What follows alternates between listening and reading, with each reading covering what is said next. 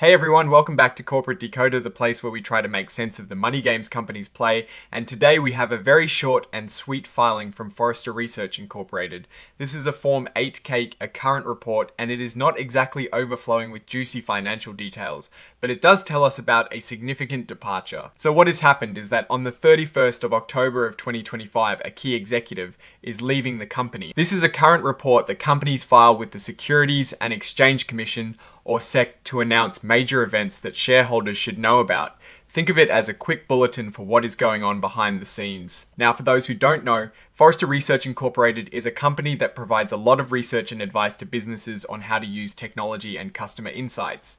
They tell other companies what is trending and how to adapt. The big news here is that Nate Swan, who was the Chief Sales Officer, is no longer with the company. This is a pretty important role because the Chief Sales Officer is in charge of how the company makes its money by selling its research and services to other businesses.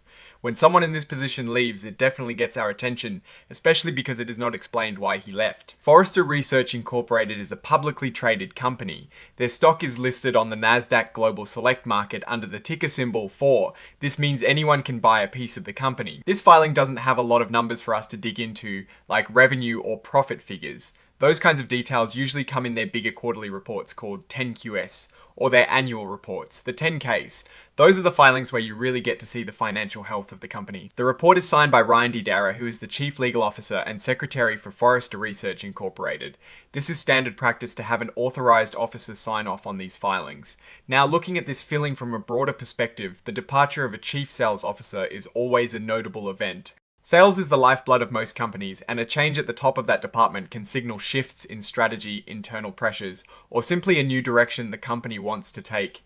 Without more information from Forrester Research Incorporated, it is hard to say definitively what this means. Is it a positive move, bringing in fresh talent with new ideas? Or could it indicate challenges in meeting sales targets or internal disagreements? It is a question mark for now. One thing to consider is the impact on their client relationships. Sales officers often build strong connections with major clients. A departure could create a period of adjustment for those clients. And it will be up to the company to ensure a smooth transition and maintain that trust.